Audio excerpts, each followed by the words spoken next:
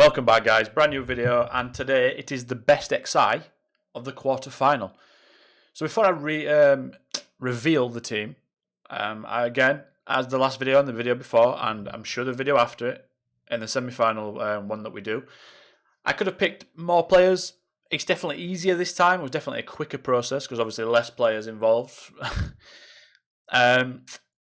I think I've pretty much nailed it, I'll be honest. I don't think there's anyone. I've had a real look around and I'd have watched the highlights, a few things, just to see if I missed anything or someone that I didn't think should be in but should have been in. But I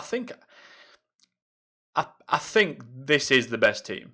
I'm quite confident in it. Now, if you disagree, write it in the comments as always. But yeah, I'll show you the team now. Where is it? It is...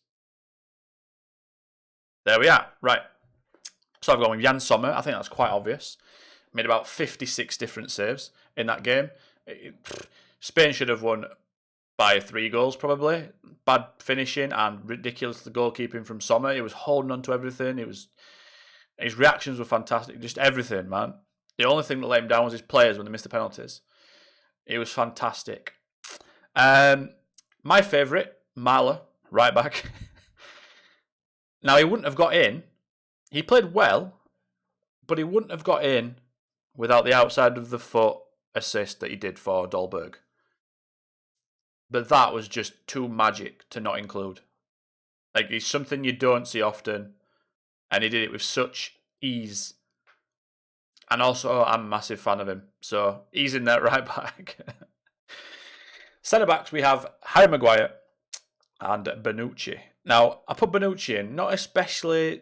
He did play well. I mean, he kept Lukaku quiet, apart from obviously the penalty that Lukaku didn't win. So, all in all, Lukaku was quite quiet. But he's had a few different partners. He's had Acerbi, and he's had Chiellini. Obviously, it works best with Chiellini, who wouldn't. But I think he's just been the mainstay of that centre-back, of that defence, of that team. And I think a lot of people... Maybe because of how he looks quite old school defender. I think people sleep on his technical ability, and I just think he was spraying passes around. I think they dominated the game against Belgium, and I just wanted to put him in there as like a tip of the cap to like you've done really well all tournament. I've not really put you in. You did fantastic again, so this is you getting put in the team, really, because I didn't see anyone. I could have put John Stones in, but I've got how many English players in there? 4. I don't want to go overboard. We won. The scoreline was the best scoreline, the biggest scoreline in the quarterfinals. But Italy played Belgium. We played Ukraine. Like you can only beat what's put in front of you. But I'm not going to favoritize. I'm not going to favourite and bias towards England for that reason. So yeah. Bonucci's in there. Harry Maguire has been fantastic since he's come in. Not long ago was injured, really. Quite a bad injury as well. Ankle ligaments are not easy to come back from. And he's not only done that, but he's come back. He's looked solid. He's driven well with the ball. He's won everything. And today the other day against Ukraine, he was rewarded with a goal, which is what we've been needing, to be honest, set-piece goals, because it's what we got in the World Cup, but we've been mixing it up. We've scored more goals than that, different types, so it's good to see going into the semi-finals. Luke Shaw, what's to say about him that's not already been said? He didn't play the first game. As soon as he came in from the second one, he's been fantastic since. I think his best 2 performances are the most important performances, which are the round of 16 against Germany and the quarter-final. So Luke Shaw's in there. There's not really anyone else I could have put in there. Spinazzola got injured. I suppose I could have put Marler on the left wing back because that's where he plays for Denmark. Striger Larsen plays at right wing back.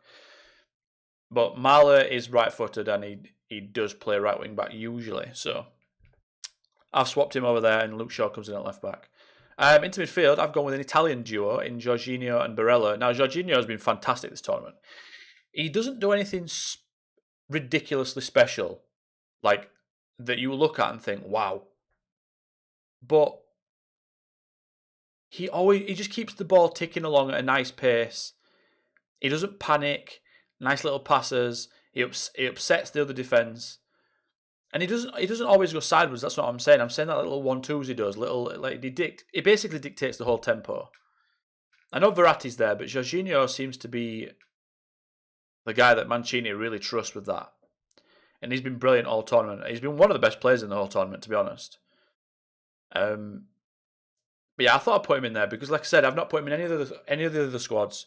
And I think, like, again, against against Belgium, it's not easy to play against De Bruyne, Tielemans and Witsel, and he did so with relative ease, to be honest. I know De Bruyne's injured, but... So he's in there. Barella's in there because he's been at a fantastic tournament also, but he's got a fantastic goal. The one where Immobile was on the floor and he got up. I'm sure you've all seen the clip by now. But yeah, that was a fantastic goal. And just his all-round play, to be honest, the fact that he links those two in midfield, Jorginho and Verratti, he links those two to the front three. He's the go-between. And that's a very hard job to do. And he's done it just brilliantly all tournament, to be honest. But he was good again in the quarterfinals, so he's in there. And then Delaney got the man of the match, actually, for Denmark against Czech Republic. Another guy that you don't really associate Delaney with being amazing. But I like to call it, he's an enabler. That's what he is. So is Jorginho, they're enablers.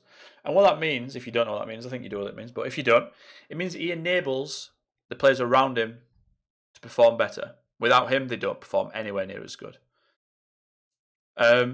He scored the first goal, which is always nice. I think he had another... Did he have another chance as well? He missed, but he gets into the box. He defends well, he presses well, he leads. Like I said, he was probably the best player on the pitch for me against Czech Republic. So yeah, I've stuck him in there. I honestly couldn't think of any midfielders that were better than them three in the quarterfinals. And then we pop up to the front three. Insigne, again, been brilliant all tournament, as have all these players really. All 11 players have been really good all tournament because how else would you get to the quarterfinals? But Insigne's got a fantastic goal against Belgium. He's a guy that he can collect the ball in any position on the pitch, really. He doesn't mind where he gets it. He doesn't mind if there's people around him. He'll always try and pass the ball forward or be positive with it or run with it or shoot. And he did that against Belgium. He did. It was in that awkward position. So, don't know if anyone watching this video has played football in a 5 at the back formation. I have. I've played both left centre back, as I'm left footed, and I've played left wing back. Now, left wing back's harder. Let me tell you that. But to flip it round onto the opposite wing back, because sorry guys, Insigne is left winger, right? So it'd be right wing back, but you can apply the left wing back to right wing back. It's just different sides. It entails the same things. So there's nothing worse when you play as a wing back when you want to go and support the attack because you know you've got 3 centre backs behind you, right? You know they're there, and you know you have to get up and provide the width because you're the only person that can provide it. There's no one in front of you, no one really behind you. So you have to think about going forward, right? But then Insigne was doing that awful thing where he was like sort of gambling. He was sort of he's sort of like challenging Thomas Meunier. It was like, go on, go forward if you want. I'm not coming back with you. Go forward. I'll let Spinazzola or Emerson pick you up. And he was getting into those little areas where if Belgium lost the ball, he was just there. Apologies, guys. I sound coughing. Right. Yeah, he was getting them awful positions where Thomas Meunier was going forward and Insigne was sort of like, I'm just going to sit behind you then. I'll just do that and you decide. He was basically, he was asking questions and Meunier didn't have any answers. Neither did Belgium, neither did Martinez. And it basically led to Insigne's goal because he picks the ball up, he dances around one tackle, I think it's Tielemans, when he comes inside and he just smashes it straight past Courtois. What a goal. So yeah, Insigne is a fantastic player, but that's why I've put him in there. And then Harry Kane and Sterling, all you guys that I presume that my viewers are usually probably from England or the UK, and they probably watch the game. So not much needs to be said about Kane and Sterling, but unlike the rest, Kane's actually not been good all tournament. So that's actually something that I said that was wrong. He hasn't. He's been good in the last 2 games. Last 1 game. He scored the game before against Germany, but he wasn't great in that game. This has been Kane's first 90 minutes of a good game. Hopefully now he can sort of kick on and score a few more. Maybe even get Golden Boot. What's he on now? 3? He only needs 3 more in 2 games. Probably not going to happen, but maybe. It's Harry Kane. But yeah, he was brilliant. He nearly had a hat-trick. What a fantastic save by Bushan, the Ukrainian goalkeeper. And just the way he played in general, to be honest. Like I said, not much needs to be said about him because we all watched the game, I think. And if you didn't, then he was linked up everything. He won free kick for Maguire's goal that Shaw put in. It was more like Harry Kane that we all know, to be honest. It looked like the goal against Germany was just exactly what he needed. Like he was overthinking things. And then Raheem Sterling was, again, being ridiculously good all tournament. Just making things happen, driving at people, being positive, pushing teams back. Did it again.